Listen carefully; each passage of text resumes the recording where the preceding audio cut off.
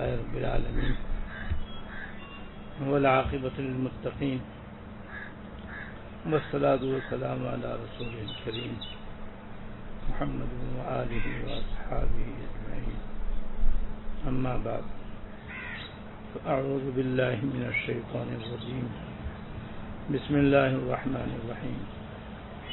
وَلَقَدْ جَعَلْنَا فِي السَّمَاءِ بُرُوجًا وَزَيَّنَّاهَا لِلنَّاظِرِينَ وَحَفِظْنَاهَا مِنْ كُلِّ شَيْطَانٍ رَجِيمٍ إِلَّا مَنِ اسْتَرَقَ السَّمْعَ فَأَتْبَعَهُ شِهَابٌ مُبِينٌ.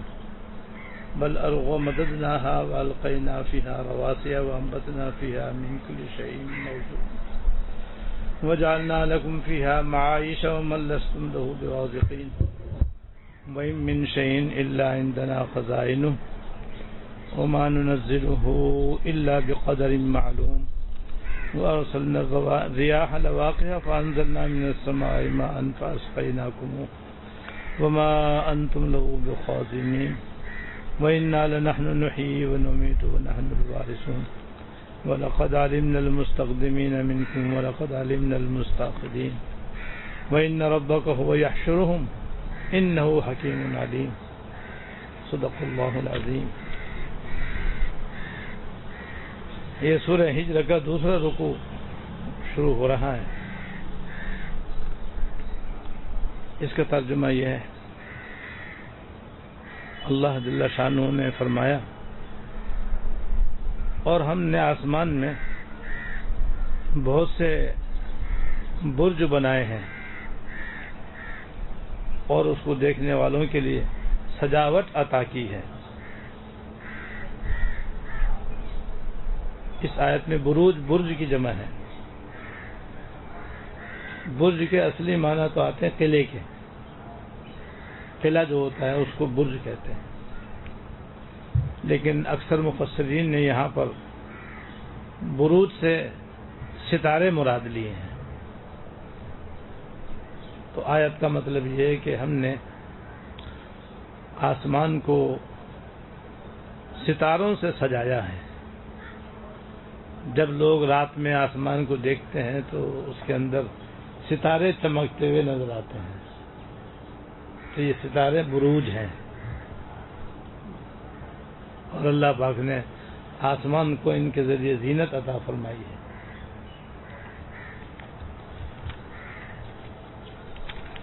آگے فرماتے ہیں وَحَفِظْنَاهَا مِنْ كُلِّ شَيْطَانٍ رَجِيمٍ، اور ہم نے اسے ہر مردود شیطان سے محفوظ رکھا ہوا ہے. البتہ جو کوئی چوری چھپے کچھ سننے کی کوشش کرے تو ایک روشن شعلہ اس کا پیچھا کرتا ہے.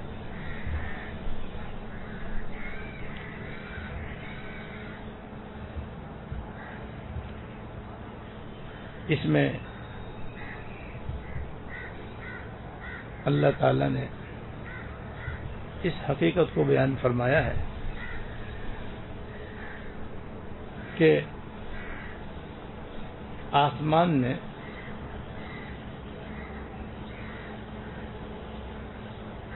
اول تو کوئی جا ہی نہیں سکتا جب تک کہ اللہ تعالیٰ کی طرف سے اجازت نہ ہو، کیونکہ آسمانوں میں باقاعدہ دروازے ہیں اور وہ بند رہتے ہیں. جب من جانب اللہ حکم ہوتا ہے تو ان کو کھولا جاتا ہے، اور ملائکہ اس کی حفاظت پر مقرر ہے.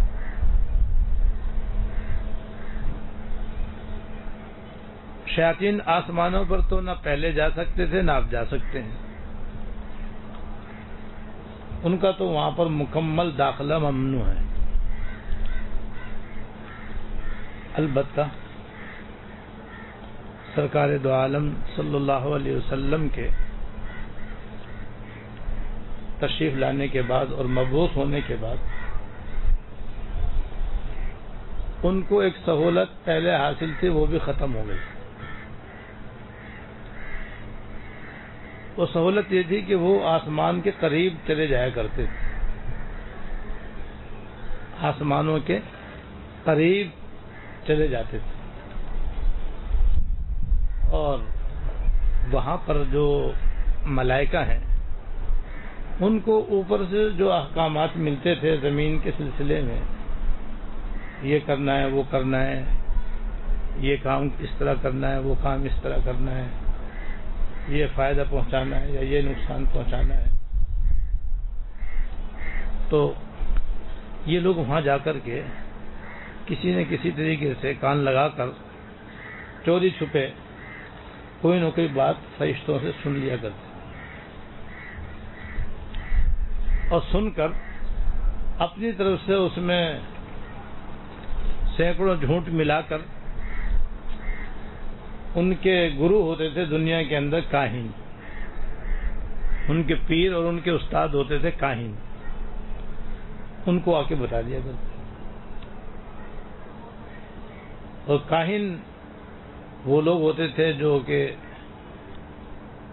زمانے جاہلیت کے اور زمانے حضور کے زمانے بعثت سے پہلے کے زمانے میں عربوں کے اندر، اور وہ غیب دانی کا دعویٰ کرتے تھے اور علاج بھی کرتے تھے، جادو آسیب کا بھی علاج کرتے تھے، جسمانی علاج بھی کرتے تھے، زیادہ تر غیب کی باتیں بتایا کرتے تھے، اور لوگ ان کے سمجھو مرید ہوتے تھے اور ہر لحاظ سے ان پر اعتماد و بھروسہ کرتے تھے، ان کی بات کو حرف آخر سمجھتے تھے، پتھر کی لکیر سمجھتے تھے۔ تو یہ جو شیاطین تھے یہ آسمان سے کوئی بات سن کر اور اس کے ساتھ اپنی طرف سے بہت سی باتیں ملا کر ان کاہنوں کے کان میں ڈال دیا کرتے تھے، یعنی کہ دل میں ڈال دیا کرتے تھے، اور یہ کاہن جو تھے یہ اپنے پاس آنے والے لوگوں کو وہ باتیں بتا دیا کرتے تھے۔ اب اگر 10 باتوں میں سے ایک بات سچی ہو اور 9 جھوٹی ہوں تو انسان کی فطرت بھی عجیب ہے کہ وہ جو بات سامنے آ جاتی ہے نا اس کو تو سچ سمجھتا ہی ہے، باقی کو بھی صحیح سمجھتا ہے، لہذا وہ جو کبھی کبھار ان کی کوئی بات سچی نکل آتی تو بس ان کا سکہ جم جاتا، اور لوگ ان کے بڑے معتقد ہوتے اور کہتے ہیں واقعی یہ تو عالم الغیب ہے، جو ہرگز عالم الغیب نہیں ہوتے تھے، ان کو تو جو کچھ جنات جھوٹی سچی باتیں اور شیاطین الٹی سیدھی باتیں ان کو بتا دیا کرتے تھے، جس میں کچھ سچ بھی ہوتی تھی جو انہوں نے ملائکہ سے سنی ہوئی ہوتی تھی، اور بیشتر ان کی اپنی طرف سے بنائی ہوئی باتیں ہوتی تھی، وہ ان کو بتاتے اور یہ لوگوں کو بتاتے۔ اس طرح سے یہ ایک گمراہی کا دروازہ کھلا ہوا تھا۔ حضور کے زمانے بھی لوگ کاہنوں کے پاس بہت جایا کرتے تھے، آپ نے سختی کے ساتھ منع فرمایا، یہاں تک فرما دیا کوئی کاہن کی بات پہ یقین کرے گا تو یہ کفر ہے، اور وہ کاہن کے پاس جائے گا تو فلاں فلاں وعیدیں ہیں، سختی کے ساتھ آپ نے منع فرمایا۔ تو یہ کاہن ہوتے تھے، اور یہ شیاطین آسمان سے کچھ باتیں کسی نہ کسی طرح حاصل کر کے ان تک پہنچاتے تھے اور یہ لوگوں تک پہنچاتے تھے، اور لوگ اس طرح سے ان کے معتقد ہوتے تھے اور یہ خوب گمراہی پھیلاتے تھے۔ تو اس کی طرف اللہ پاک نے یہاں ذکر کیا۔ تو حضور صلی اللہ علیہ وسلم کے زمانے سے پہلے تو یہ آسمانوں تک جا سکتے تھے۔ جب آپ یہاں دنیا میں تشریف لے آئے، اللہ تعالیٰ نے آپ کو مبعوث فرما دیا، تو اب ان کی یہ سہولت بھی ختم۔ اب اگر یہ آسمان میں قریب بھی جانا چاہتے ہیں تو ایک آگ کا شعلہ ان کی طرف بڑھتا ہے اور ان کو مار کر بھگا دیتا ہے۔ چنانچہ آپ نے کبھی دیکھا ہوگا کہ ہم آسمان کی طرف دیکھتے تو کچھ ستارہ ٹوٹتا ہے اور پھر اس کی تیز روشنی دور تک جاتی ہوئی نظر آتی ہے، اس میں اس کا بھی احتمال ہے کہ وہ وہی شعلہ ہو جس کا اللہ پاک نے اس قرآن شریف میں ذکر کیا ہے، جیسے کہ ابھی ترجمے سے آپ کو معلوم ہوگا، اور وہ شیاطین کے مارا جاتا ہے تاکہ وہ بھاگ جائیں اور اوپر چڑھنے کی جو کوشش کر رہے ہیں اور آسمان کے نزدیک جانے کے لیے جو تگ و دو کر رہے ہیں وہ نہ کر سکیں۔ تو آسمان پر تو پہلے بھی نہیں جاتے تھے، اس لیے کہ وہاں پہ تو پہلے سنگین پہرا ہے اور دروازے بند ہیں، وہاں کیسے جا سکتے ہیں؟ یہ آسمانوں پر تو فرشتے ہی جاتے تھے، یا پھر جس کو من جانب اللہ اس کی اجازت ہوتی ہے، جیسے مومنین کی روحیں آسمانوں پر جاتی ہیں، اللہ تعالیٰ کی بارگاہ میں پیش ہوتی ہیں، اور سرکار دو عالم صلی اللہ علیہ وسلم کو معراج ہوئی ہے اور آپ ساتوں آسمان کو عبور کر کے سدرۃ المنتہا تک پہنچے، پھر اس سے بھی آگے اللہ تعالیٰ کی بارگاہ میں پہنچے. تو شیاطین کا داخلہ تو پہلے بھی ممنوع تھا، اور حضور کے زمانے تک بھی ان کی مجال نہیں تھی کہ آسمان پہ جا سکے، نہ آپ جا سکتے ہیں. بس آسمان کے قریب جانے کی یہ کوشش کرتے تھے، تو پہلے ان کو روکا نہیں جاتا تھا، اب اس سے بھی روک دیا جاتا ہے.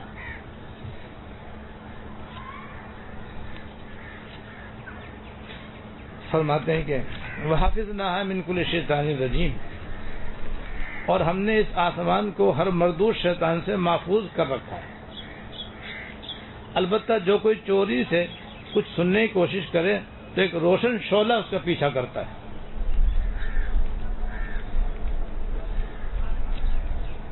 بل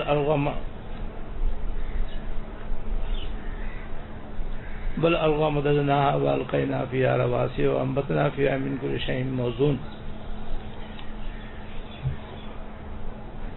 اور زمین کو ہم نے پھیلایا ہے اور اس میں جمانے والے پہاڑ رکھ دیے ہیں، اور اس میں ہر قسم کی چیزیں توازن کے ساتھ اگائی ہیں. سبحان اللہ تعالیٰ قدرت کی نشانیوں میں سے جیسے آسمان ہے، زمین بھی ہے، جس کا جگہ جگہ اللہ پاک نے قرآن شریف میں ذکر فرمایا. یہ جو زمین ہے اس کو ہم نے پھیلایا ہے، اور اس میں اس کی حرکت کو روکنے کے لیے اور اس کو اپنی جگہ پر قائم رہنے کے لیے بھاری بھرکم پہاڑ رکھ دیے ہیں، جس کی وجہ سے یہ زمین اب حرکت نہیں کرتی. حضرات مفسرین نے بیان فرمایا ہے کہ جب اللہ پاک نے شروع میں زمین پیدا فرمائی تو ایک تو یہ کہ سب سے پہلے جہاں خانہ کعبہ ہے وہاں پر زمین کا مادہ پانی کے اوپر آیا، اور جیسے ایک گول آٹے کا پیڑا ہوتا ہے اور پھر اس کو پھیلا کر کے گول روٹی بن جاتی ہے، بس اس طریقے سے جہاں خانہ کعبہ ہے وہاں پر زمین کا مادہ اللہ تعالیٰ کے حکم سے نکلا اور پھر روٹی کی طرح پھیلتا چلا گیا. جیسے روٹی گول اور پھیلی ہوئی ہوتی ہے، زمین بھی گول اور پھیلی ہوئی ہے، کیونکہ یہ زمین پانی کے اوپر تھی، لہذا پانی کی وجہ سے یہ زمین ڈاواں ڈول ہوتی تھی، ہلتی تھی. اب ایسی ہلتی ہوئی زمین پہ کون ٹھہر سکتا ہے، کون رہ سکتا ہے؟ بڑا مشکل ہے. تو اللہ پاک نے اس کی حرکت ختم کرنے کے لیے زمین میں جگہ جگہ بڑے بڑے پہاڑ رکھ دی، پہاڑ پیدا فرمائے اور ان کے اوپر رکھ دی. اب زمین اپنی جگہ ٹھہر گئی. اور آپ دیکھیں مکہ مکرمہ میں خانہ کعبہ کے چاروں طرف پہاڑ ہیں، پھر یہ سلسلہ پھیلتا چلا گیا، دنیا کے کونے کونے میں پہاڑ پھیلے ہوئے ہیں. تو ان پہاڑوں کی وجہ سے زمین اب حرکت نہیں کرتی. کبھی کبھار اللہ تعالیٰ ہمارے ڈرانے کے لیے اور اپنی قدرت دکھانے کے لیے زمین میں زلزلہ پیدا کر دیتا ہے، تو کیسا خوف آتا ہے، کیسا دل دہلتا ہے، بے ساختہ کلمہ زبان پہ آ جاتا ہے، اور ڈر کر لوگ گھروں سے نکل کر باہر میدان میں آ جاتے ہیں. ذرا سے زمین میں حرکت ہو جائے تو اگر ہر وقت ایسی حرکت رہے تو کیا آدمی اس میں رہ سکتا ہے؟ تو یہ اللہ تعالیٰ کی زبردست رحمت ہے کہ اس نے زمین کو پھیلانے کے بعد اس کے ہلنے جلنے سے بچنے کے لیے اور جمانے کے لیے پہاڑ اس کے اوپر رکھ دیے. اور تیسری چیز اللہ پاک نے فرمایا کہ ہم نے اس زمین کے اندر تمام چیزیں بڑی توازن کے ساتھ اگائی.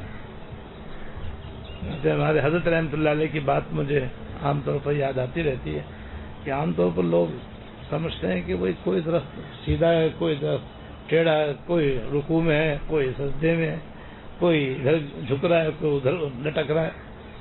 تو یہ کیا ہے؟ یہ بھی یہ تو کوئی موزونیت ظاہراً نہیں ہے. تو بعض فرماتے تھے ارے بھائی ان کے ٹیڑھا میڑا ہونا، لگڑا لولا ہونا، ٹیڑھا ترچا ہونا ہی ان کا حسن ہے، یہی اس کی خوبصورتی ہے۔ اس لیے قدرتی مناظر میں جو دلکشی ہے اور جو دلچسپی ہے، جو مزہ ہے، وہ مصنوعی مناظر میں نہیں ہے۔ لاکھ اس کی نقل اتار لو، لیکن اس کے باوجود بھی جو اللہ پاک نے اپنے قدرت سے چیزیں پیدا فرمائی ہیں، وہ حسن میں بھی اپنی مثال آپ ہے اور دلکشی میں بھی اپنی مثال آپ ہے اور رنگ برنگ ہونے میں بھی اپنی مثال آپ ہے۔ کوئی انسان اس کی صحیح معنی میں نقل کر نہیں سکتا۔ اور زمین پر پہاڑ رکھنے سے مجھے ایک حکیمانہ حکایت یاد آئی جو بعض مفسرین نے ذکر فرمائی ہے کہ سب سے پہلے اللہ جل شانہ نے زمین کو پیدا فرمایا تو اس میں تکبر پیدا ہو گیا اور عذرائے تکبر یہ ہلنے لگی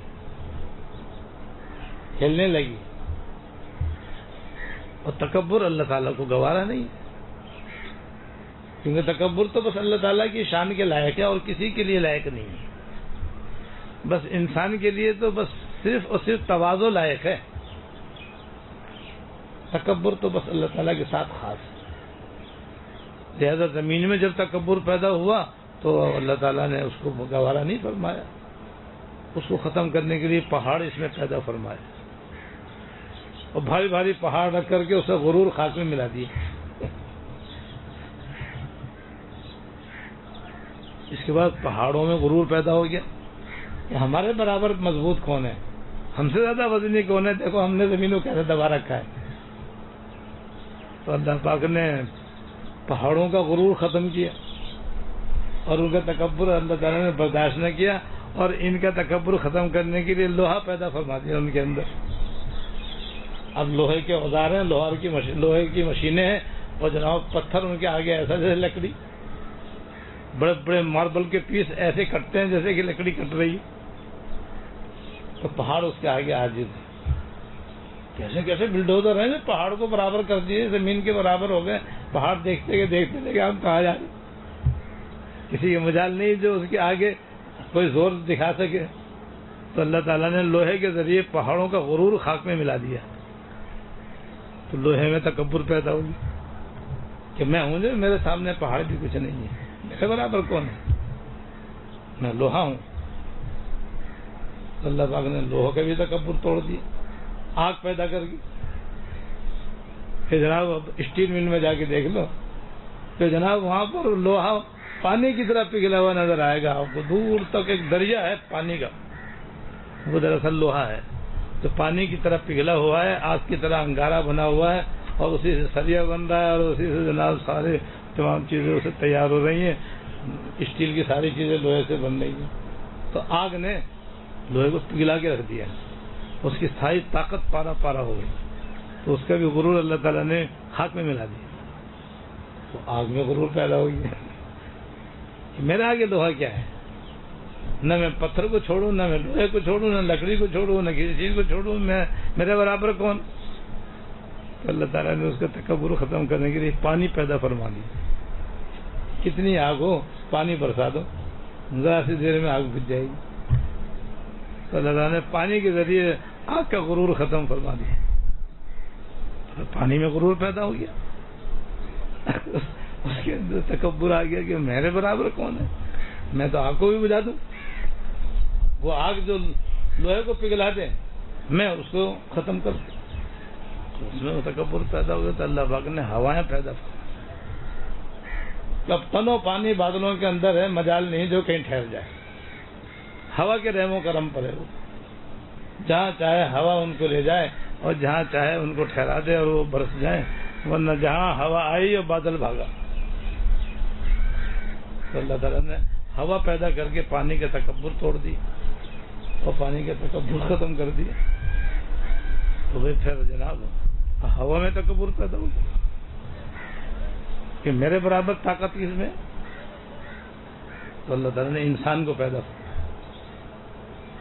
کہ اس کے آگے ہوا کچھ نہیں، ہوا کو اس نے قابو کر لیا. کتنے بڑے بڑے جہاز ہوا کے دوش پہ اڑے جا رہے ہیں. جب چاہے جہاں چاہے گیس کو بند کر لے اور اس سے کیا کر لے. اسٹیم اسی کے ذریعے تیار ہو رہی ہے. سارے کام جو ہے نا وہ انسان ہوا کے ذریعے لے رہا, اپنے قابو میں کیا ہوا ہے اس نے. انسان کے ذریعے ہوا کا تکبر توڑ دیا اللہ تعالیٰ نے. تو انسان میں بھی تکبر پیدا ہوگی.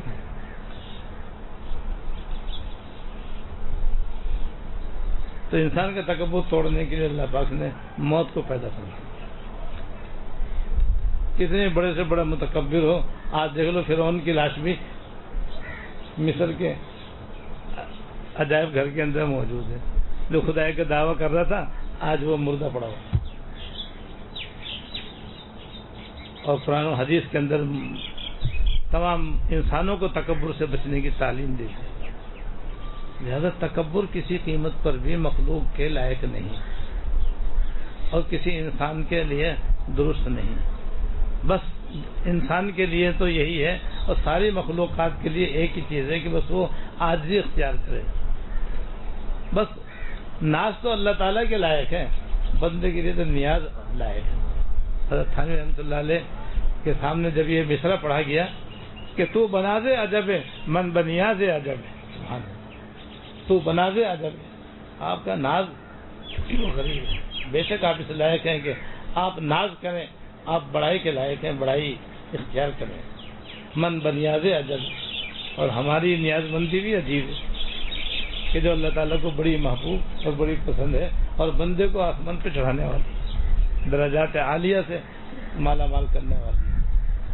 یہ ایک حکیمانہ حکایت ہے, لیکن ہے بڑی سبق آموز. ہمیں سبق لینا چاہیے کہ وہ ہمیشہ غرور سے بچیں, تکبر سے بچیں, کبر سے بچیں, بڑائی سے بچیں, اور ہمیشہ عاجزی ان کی ساری تواضع اختیار کریں. وہ عاجزی کا جو شعر ہے وہ بھی سننے کا ہے.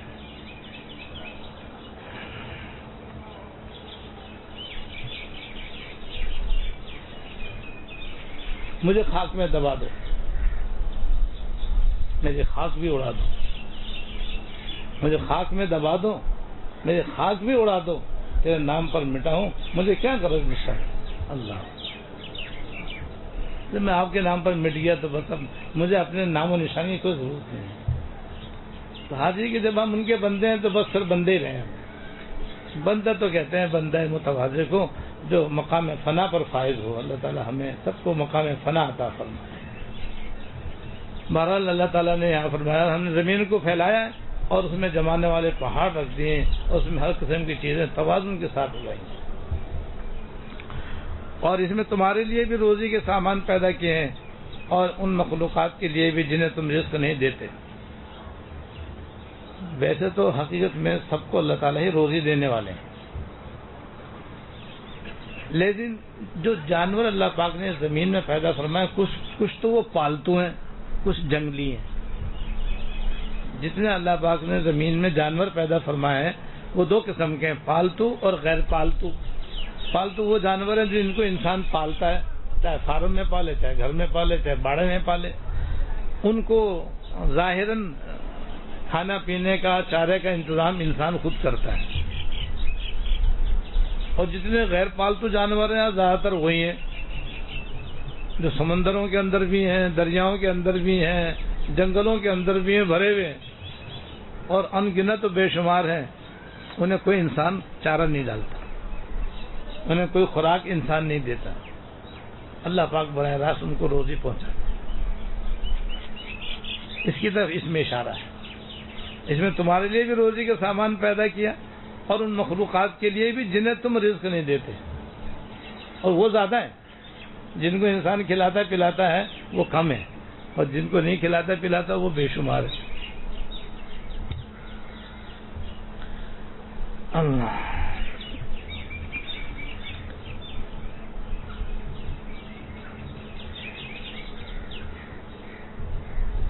اور حضرت نے اس کا ایک دوسرا ترجمہ بھی شرح میں لکھا ہے.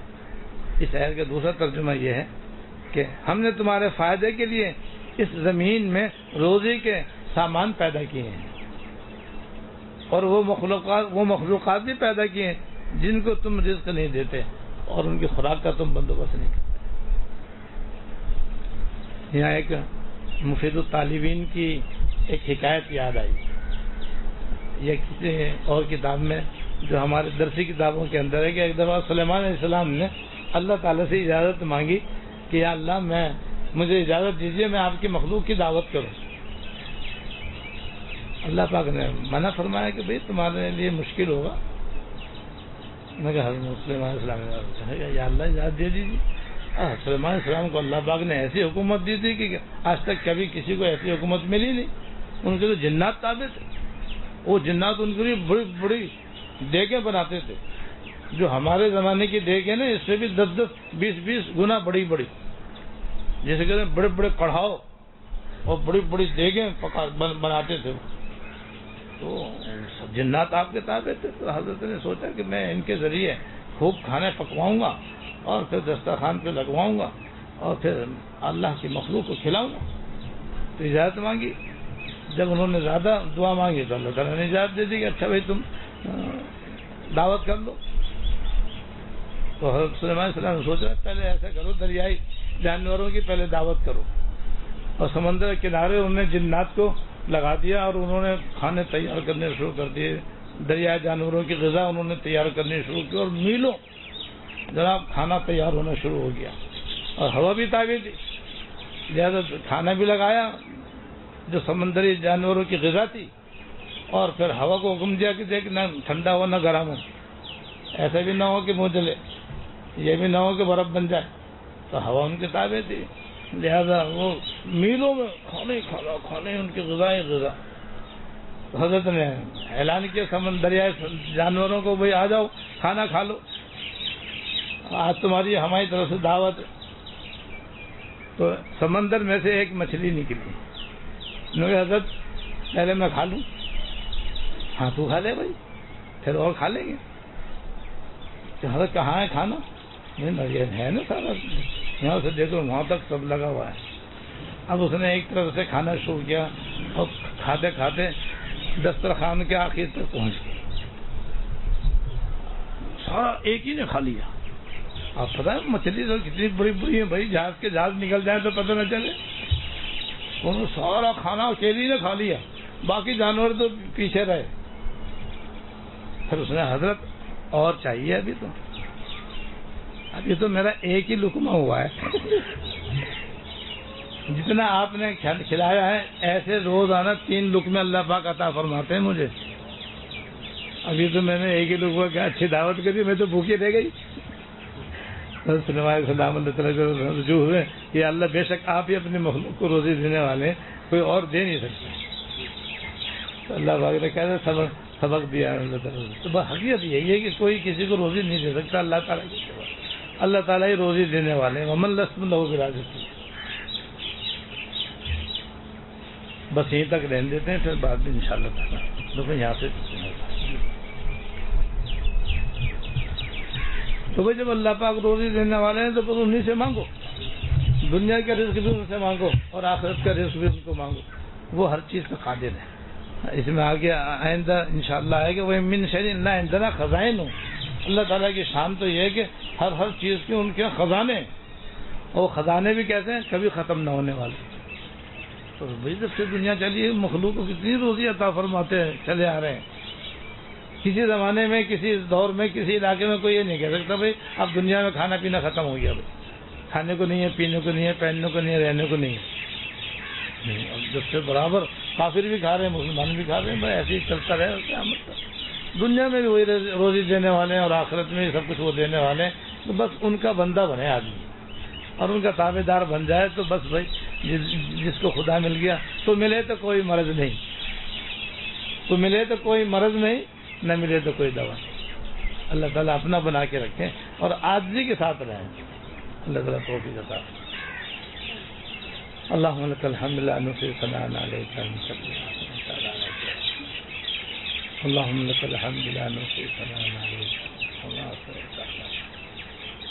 اللہم صل علی سیدنا و مولانا محمد وعلی آل سیدنا و مولانا.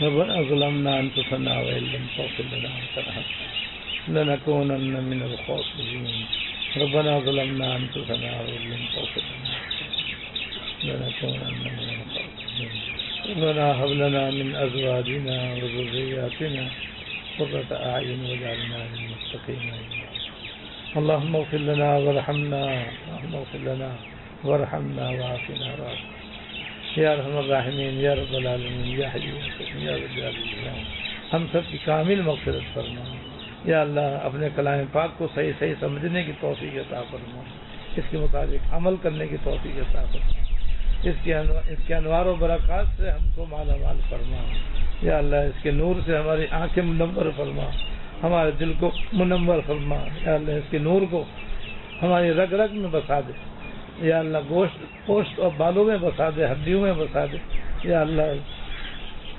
سر تا پیر یا اللہ ہمیں اس کے انوار سے مالا یا ارحم الراحمین اس کی صحیح سمجھ عطا فرما اس کے مطابق عمل کی توفیق عطا فرما جو ہدایات و تعلیمات یا اللہ آپ نے اپنے کلام پاک میں دی ہیں ہمیں ان پر عمل کی توفیق عطا فرما ہم سب کی نیک مرادیں پوری فرما ربنا تقبل منا انك انت السميع العليم وتب علينا انك انت التواب الرحيم صلى الله تعالى على النبي الكريم محمد وآله وأصحابه أجمعين آمين.